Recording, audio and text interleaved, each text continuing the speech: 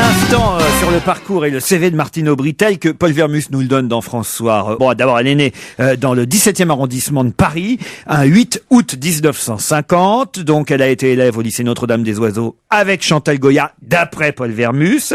Vous saviez tout ça, vous, Tesson? Bon, oui, alors Vermus, qu'est-ce qu'il fait, quoi? Il repique les confrères, il fait une synthèse, quoi. Qu'est-ce qu'il y a, Christine?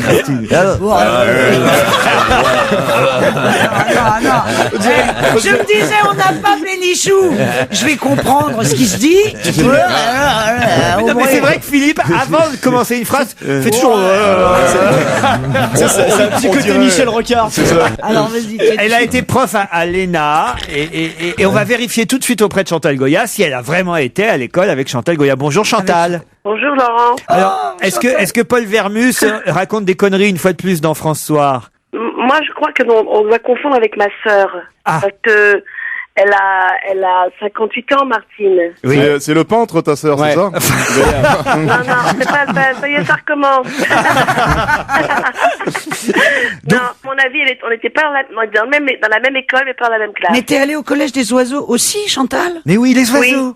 Oui, mais Ça alors vient de moi, là. c'est le collège des oiseaux qui était vers la Bastille. Ah. À côté du lycée Pandipanda, là. Et Bécassine était avec toi ou elle était ailleurs à Bécassine l'époque? était en Bretagne pendant ce temps-là. On vous remercie Chantal. Et bravo pour elle, voilà. Bah parfait.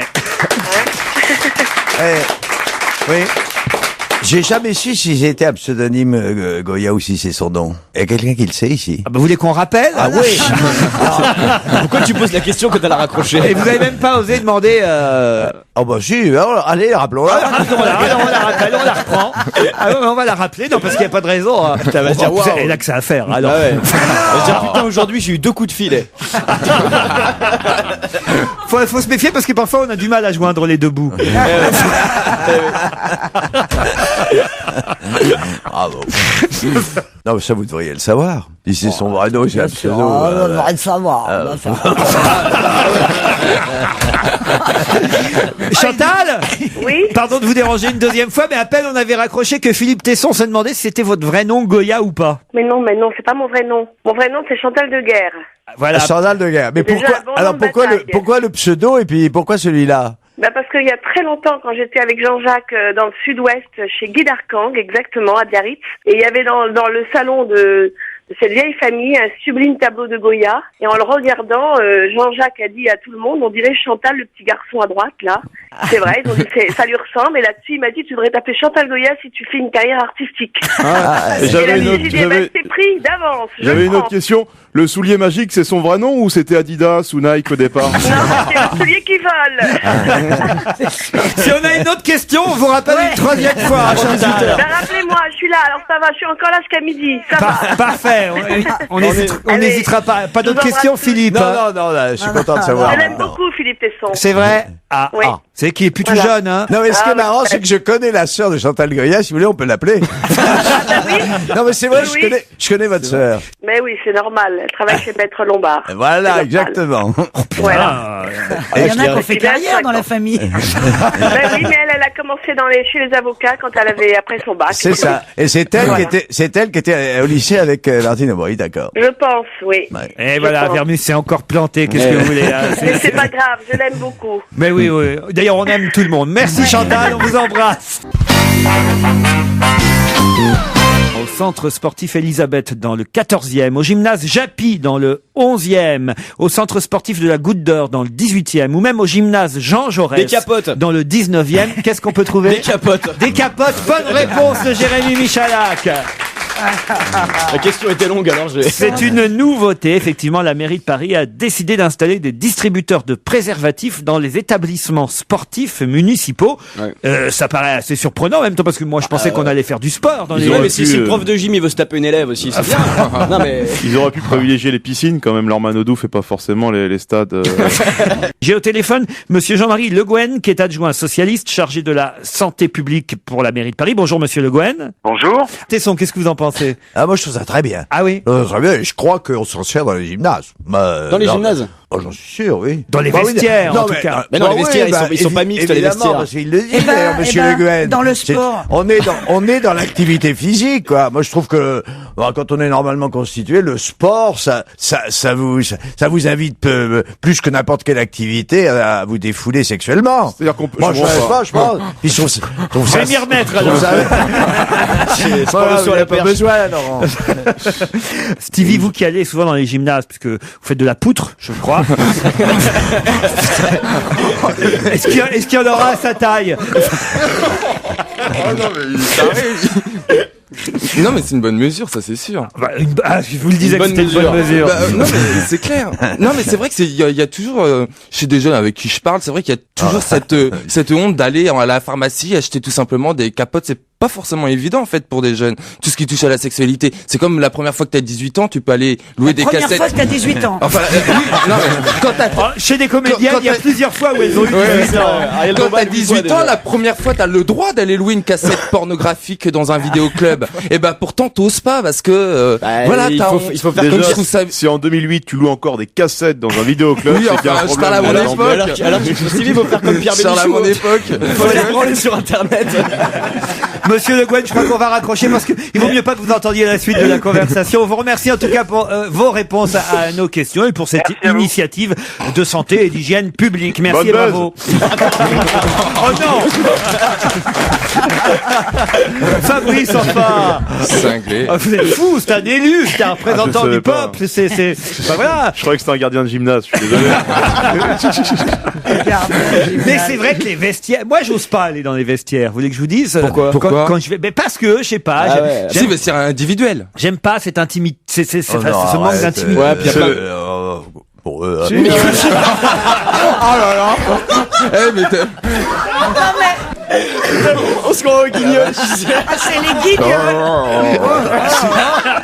Non, peut-être un petit truc, Laurent, que je te file. Si t'as le complexe du petit sexe et que c'est pour ça que tu refuses C'est les pas ça, vestiaires, oui, c'est souvent ça. Moi, je l'avais aussi. Ce que je fais maintenant, c'est je vais à la piscine juste après les classes de CE1 ou CE2.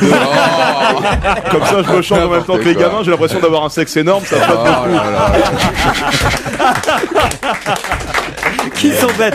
Mais non, c'est pas une question de taille de sexe, c'est une question de promiscuité. Je sais pas. Quand je vais au squash, par exemple, ça m'arrive d'y aller dans les C'est vestiaires. même pour ça que t'as pas fait l'armée.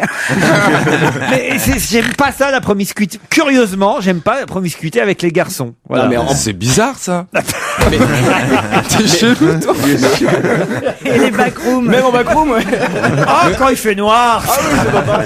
Mais non, mais enfin je sais pas, c'est pas dérangeant non plus. Quoi T'es donc en caleçon dans ton vestiaire, tu te changes, Ah non, tu mais mets c'est ta tenue terrible. et puis tu repars. Ah, tu vas Michel faire Ah un non, Aguilar. sport. c'est pareil, c'est terrible. Non, mais moi, c'est le complexe Non, du petit mais- sexe, en revanche, mais. Mais t'es pas à poil Mais dans non, les mais tu sais, vestiaires. bien sûr, et t'as toujours un mec qui est Bah, tu super changes, fier de t'enlèves montrer pas ton caleçon pour faire ton sport. Et tu vas te pour laver te quand même à un moment doucher, tu donné. enlèves ton Oui, Il mais y a les toujours- élus, c'est pas des douches Non, mais collectives. c'est quand même bien un truc de mec, ça. Parce que Bah, nous, moi, ça me dérange dans pas. les vestiaires de filles, on n'est pas là à se montrer nos. Ah bah, Ouais, mais attends. on cherche pas à savoir qui a la plus grosse chatte, forcément.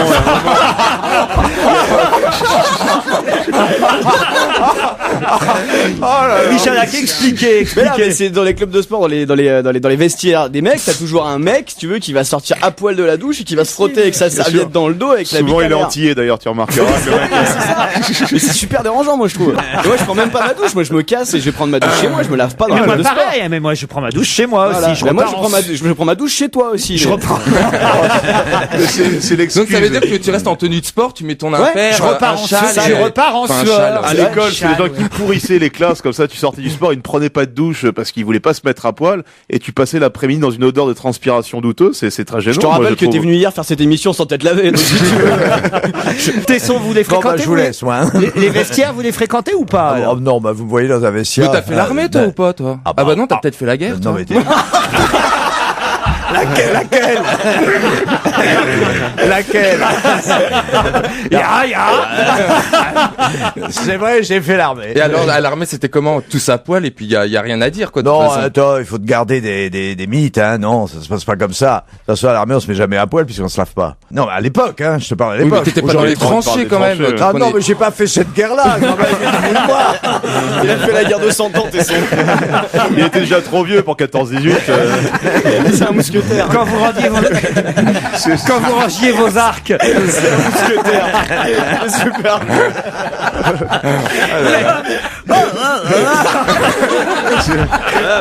Il faisait les tournois de chevaliers, tu sais. Oh là, Mais qu'est-ce qu'ils sont cons. Vous laissez pas faire, Philippe. Franchement. Non, j'aime ça, bien sûr.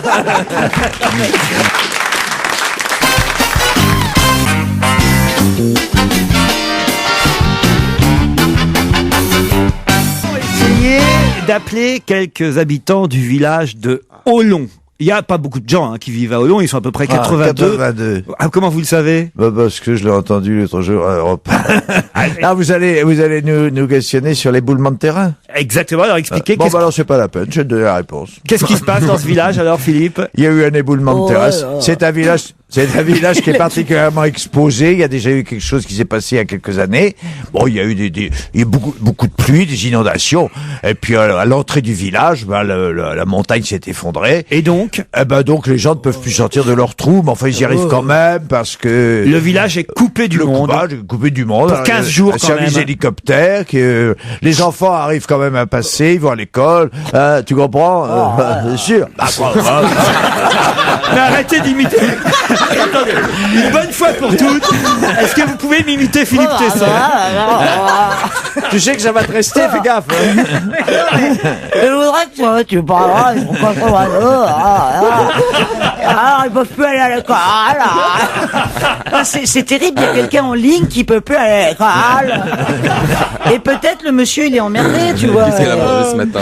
Mais c'est terrible comme elle est moqueuse. Non mais c'est Philippe. vrai, je voudrais qu'ils se rendent compte parce qu'on l'aime bien, tu vois. Et je trouve que c'est dommage si tu veux de... Ah, ça te plaît pas? Mais non. C'est vrai que maintenant, dès que vous le faites, on est mort de rire.